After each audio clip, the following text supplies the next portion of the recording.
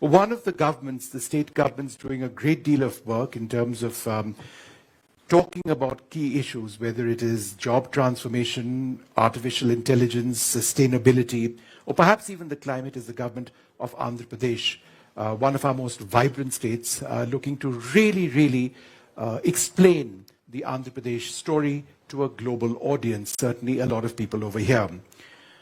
Nara Lokesh, who we have with us, one of our young leaders who has a real interest in artificial intelligence and technology and in bringing tech and industry together to benefit millions across the state. He is also the IT Minister of Andhra Pradesh. He looks after electronics, communications, and HRD. What we are talking about today is artificial intelligence for good, shaping a smarter, sustainable tomorrow. And we've got a wonderful panel with us. Matt Renner is President of Global Revenue at Google Cloud. Thanks very much for being with us. Archana Vyas, who I've worked with very closely for many years, Director Program Advocacy at the Bill and Melinda Gates Foundation. Emily Sfelli is the Director of Partnerships and Initiatives at the Tony Blair Institute for Global Change. Thank you very much for being with us. Nara Lokesh, let me come to you first. When we talk about AI and public good, it can only happen if there is the public sector and the private sector working together.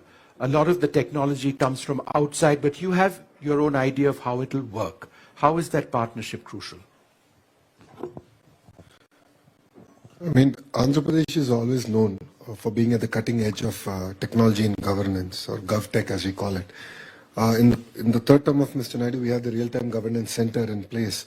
And that was where we are assimilating all the data across various data sets and how can we use it for real-time decision making. But now with AI arriving, I think it can fundamentally transform governance. And I'll give you a few examples of what we're doing. First one is education.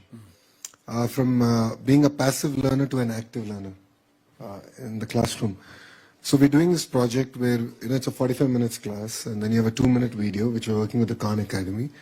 And we're coming up with 5 questions at the end and gamifying it and giving kids a clicker, a simple clicker with A, B, C, D option. And sort of gamifying it and using AI to actually prescribe homework based on results. And we want to track this data in a very, very long term. So that's one example of it. The other example is using AI in identifying beneficiaries for various government programs. That's the second project we're doing. Third project is delivery of government services using technology. So we have an agreement where through various platforms we can now deliver, and one of it being ahead is Meta on it. Right. WhatsApp governance, as we call it. And we're also working with Google in a similar platform. So I think there's a role to play. Government's job is to open up and create use cases that can then be scaled up. Yep. But then, of course, I think the initiative will also have to be led by the innovators across the world. In fact, Matt Renner, that brings me to the role of Google. And before we started this conversation, you were telling me a little bit about specific examples. I was fascinated by what Google brings in terms of AI and healthcare. And I also do believe that when it comes to diagnosing illnesses long distance, using the benefits of AI, it could have massive impacts in a country as large as India. Could you share a few examples of what Google is doing? Sure, and again, I think anywhere that you have a lot of data that you could crunch very quickly and come up with an accurate answer, AI is a great use case in most cases than not. For maternal health is a good use case that we're working in India at this point. One of the issues we had around mammograms and the time behind a mammogram was the time around diagnosis and the length of time, and how it impacted the ultimate result. Prior to AI and prior to utilizing these models, it took upwards of 5 days to get the result back to the patient. The problem with that is only about 20% of the patients came back once they got the information about this to go back to the doctor. So the AI use case we now put together is we can do a mammogram, run the numbers with very extreme accuracy within 5 minutes. So the patient hasn't left the doctor's office, right? So that's a good example of not just speeding up something for productivity, but it's a good example of changing the outcome, which I think is super important when you talk about health. So AI actually analyzes a mammogram, it sort of diagnoses whatever it is, passes on that information to the doctor. So you've got essentially 2 eyes. Correct. One real eye, one artificial eye, be that as it may. But, potential solutions and certainly a diagnosis. That's what it does, right? In that specific use case, yes. Right. Could you give us a few more examples of? Sure. Of, in healthcare, some of the things we're doing, so there's in all variations, right? There'll be some opportunities to look into AlphaFold, which again is genomic 3D imaging, where you can that was released by DeepMind within Google, but ultimately is pattern. That's a public global scenario that Demis Hassabis, and I know he's having a chance to meet with Bill Gates this week, but Demis had won the Nobel Peace Prize for this, right? Ultimately, yes. He and Mr. Jumper as well on our team. So a fantastic example where that's more just for research, as you're digging into research. When you get into diagnosis, and I gave that example for a mammogram, but even the diagnosis around cancer itself. So the contouring process where you're going to apply radiation usually takes somewhere between 7 or 8 hours for a technician to go through all of your slides, all of your pictures, if you will, to find what's the healthy tissue versus the cancerous tissue and where to apply the radiation. By applying AI models to that, in this specific case, you could take that down into about a third the time, even a quarter the time. Why does that matter? More time with the patient, see more patients, diagnose more patients, right? At the end of the day, and when you're dealing with India, right, with this incredible number of people that have to go through, a lot of times it's the bottlenecks that you run into that we're trying to clear when you talk about healthcare. So probably an example there which bleeds into treatment as well, but that's from that effect. Now, Lokesh, how would you roll something out like this, where every last district potentially has access to an AI diagnosis to speed up treatment of patients? If you look at it, there are a few tools that have come out where by doing just a facial scan and using AI, the basic health parameters actually can be captured. And a few of them are under FDA review. So there is a potential to actually roll this out for every citizen. And this is a great way of democratizing healthcare in that sense. And doing pre-diagnosis of this. And then, of course, deploying all the tools that you just explained. That's post a test. So can we look at preventive healthcare proactively? And I think that's where AI can play a very, very important role. And what I just shared is one of the tools that's under consideration. Yeah. Archana, let's look at some of the other potentially transformative areas which involve AI. Climate change is a huge problem. Public health crises are some other issues which we are all dealing with. I think my question to you has to do with equity. And AI is available to some, it's not necessarily available to others. In as much as we have a 5G revolution in India, we are heading to a 6G revolution in India, there are deep divides between those who actually have smartphones and those who don't. Therefore, how do you and the Bill and Melinda Gates Foundation deal with the issue of AI and equity? First of all, I must congratulate for putting AI for social good on the agenda. So my congratulations to you, Minister. One, I think my panelists have spoken about how AI can transform health as well as education. At Gates Foundation, we deeply care about equity and access, and the fact that despite the fact that digital tools and digital ecosystem can be transformational for those who have access to it, it should not leave behind people who do not have access to it. So it's really important that as these digital breakthroughs happen, it is important to think about infrastructure. It is important to think about digital capacity that should be available to people who are in the last mile, but also the technology itself has to be inclusive. That, the emphasis on the fact that this design has to be participatory. A lot of work that's being done, especially in terms of LLM as well as machine learning, getting voice of community into these tools is going to be super important. At Gates Foundation, we work on first principle basis. There is a task force on AI within the Gates Foundation that looks at all of the work that's happening across global health, but also, like you said, in the case of climate, agriculture, so that we make sure that we are looking at AI technology from an equity lens and from an access lens. The fact that we are upholding the principles of privacy as well as safeguarding, those principles and protecting people, but also thinking about capacities at the last mile. A lot of work that's being done not only in terms of health, which is about, diagnostics that you've spoken about, but also, how these tools can be made available to community health workers so that they can think about medical care of people who do not have access. Again, teleconsultation, faster diagnostics, health access to poor people. Likewise, EdTech for students who do not have access to education. These are some of the areas that we're looking at. Emily, as somebody who's sort of managed several health crises, whether it's COVID or Ebola recovery strategies, the link between or the potential use of AI and disaster management, whether it is pandemics or a natural disaster, how could it potentially work? Yeah, thank you. I mean, the first thing to say is I think it's really interesting when we're in crisis, because this is a state where actually governments and private sector do innovation very well, because it's all hands on deck in a crisis. And so you see government coming together with private sector to rapidly look at new ways to digest information and to respond in effective ways.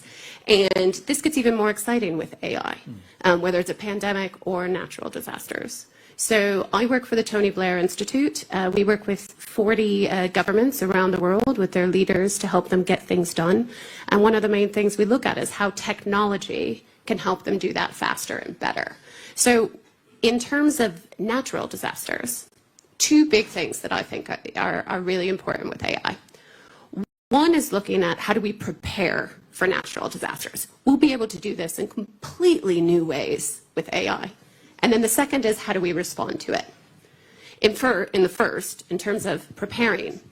So one specific example now, we have satellite imagery of the entire Earth basically every day. There's companies that do this. That's incredible. But it's also a ton of data to actually use. So with AI modeling, we can take the historical satellite data from the last 7 years, put it with the weather data from the last 7 years, put it with what has happened with natural disasters, and we get a very effective model for assessing how this weather is going to impact this area. In the hands of governments, that's an incredibly powerful tool to plan for what's going to happen next. And we have a partnership right now with the government of Philippines, actually, to build out a new model so that they can prepare for landslides. So that's one example. Then in terms of responding, similarly, you can get incredibly rapid assessments of the damage that has been done after a natural disaster using satellite imagery and AI again, which can then help governments plan where do we need to respond first, what is the damage, how do we get there, and after a natural disaster, getting there 24 hours faster or accelerating that path to coordinate all the actors can save lives. So this is just two examples, I would say, that governments should be looking at with private sector to apply AI in the space of natural disasters and climate. Satellite imagery has transformed journalism, I can tell you that as well. I do a great deal of my work based on satellite imagery. And just to build on that, I mean, we had similar work cases. The first example, right, of prevention, which I think is super important, and in a living example. So we've got over 100 countries that are utilizing an application at this point to prevent flood damage. But more importantly, we can now predict 7 days in advance with relative accuracy as to when a major flood is coming.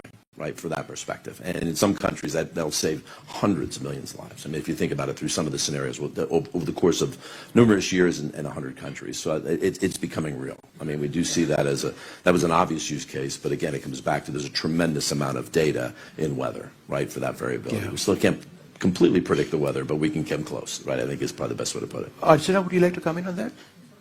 And another partnership that we have with Google in terms of how do farmers, and this is in the area of response, how do smallholder farmers respond when there is adverse event, but also because of fantastic work that's being done in India, whether it's digital identity, data exchange, which is interoperable but also safe and privately managed, farmer advisories in their own language can actually help them prevent themselves from either pests, but also advisory in terms of how can they increase their produce and how can they be more profitable. Mm-hmm. So it is advisory for climate disaster advisory in terms of productivity as well as profitability, and some of the, extremely path-breaking work that's being done across states. And it can lead to increase in GDP. So it is not only about disaster management, but also in terms of how can you proactively increase,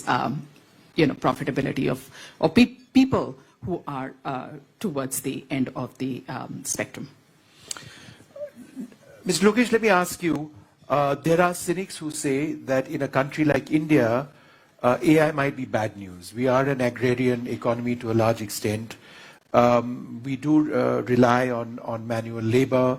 If you do have AI, then there could be a concern about jobs going away. And yet, you speak about the benefits of AI. Can these work together? I mean, if you look at it, jobs are under threat, but they're typically the white-collar jobs. Yeah. I think and every industrial revolution has shown that it creates more jobs than what people lose. History shows that. So I don't believe that AI will reduce the number of jobs, but I think it will change the order of jobs. And then I believe the jobs that are going to get created in the next decades are going to be in areas that we're yet to discover.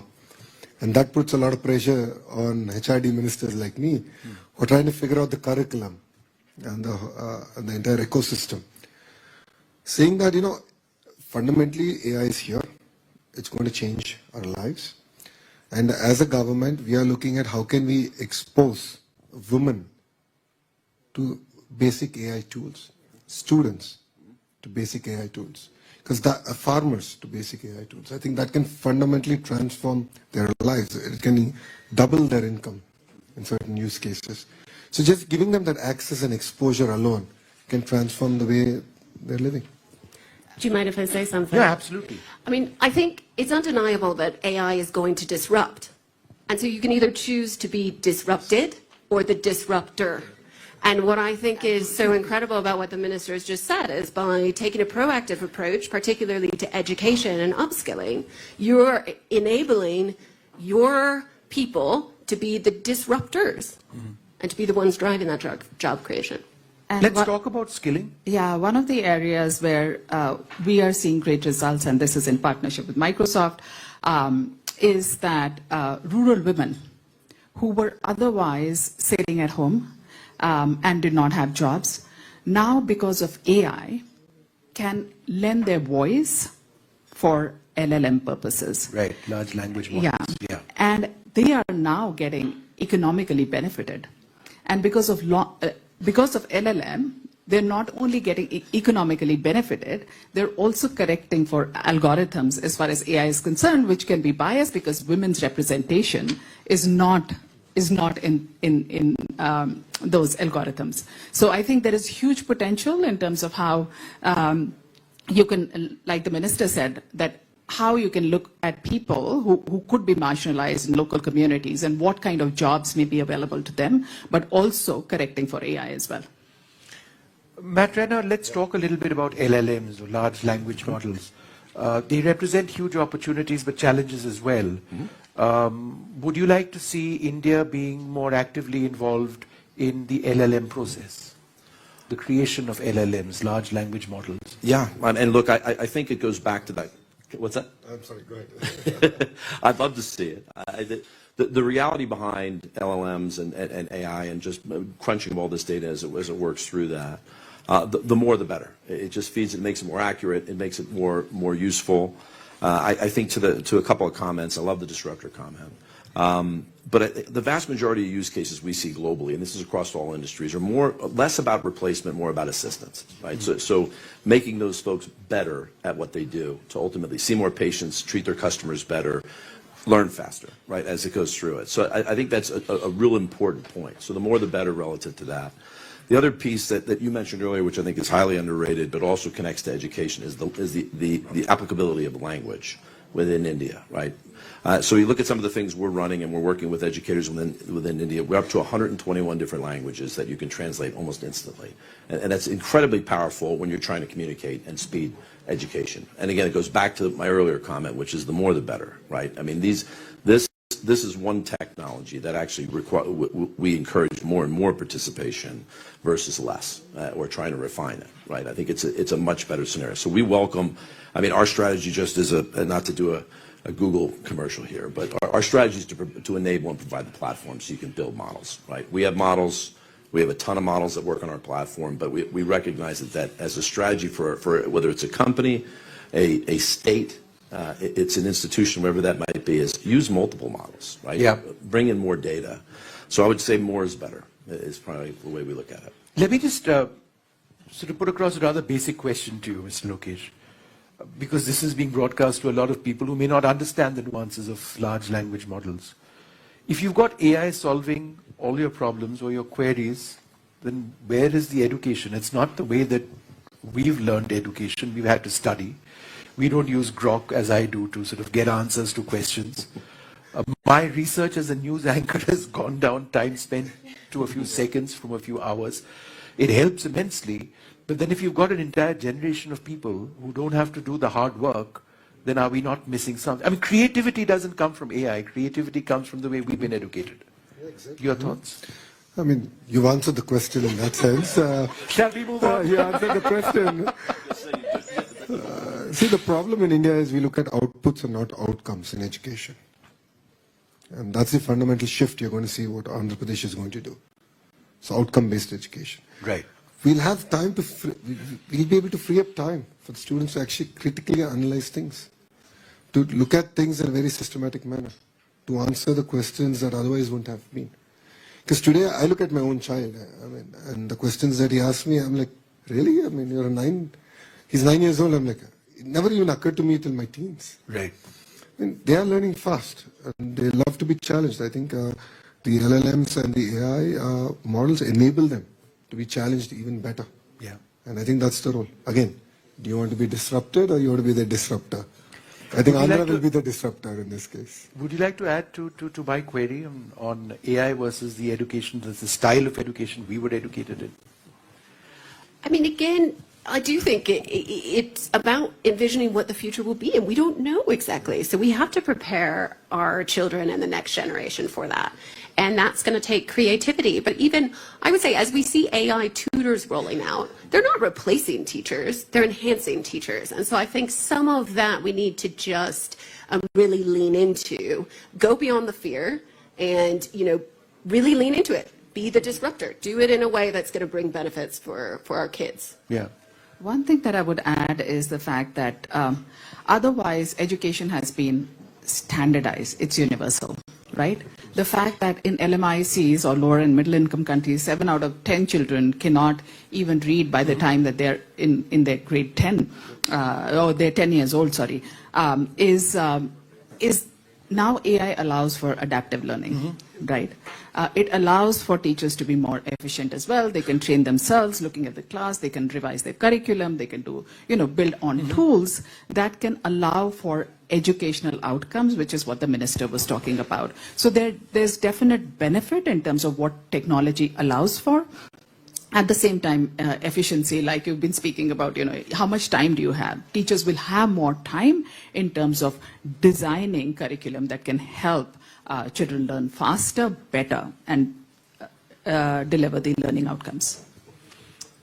Well, you took about 95% of what I was going to say, but there was a little piece left, which is, this is a good example. You asked a question earlier about where commercial and public sector kind of come together.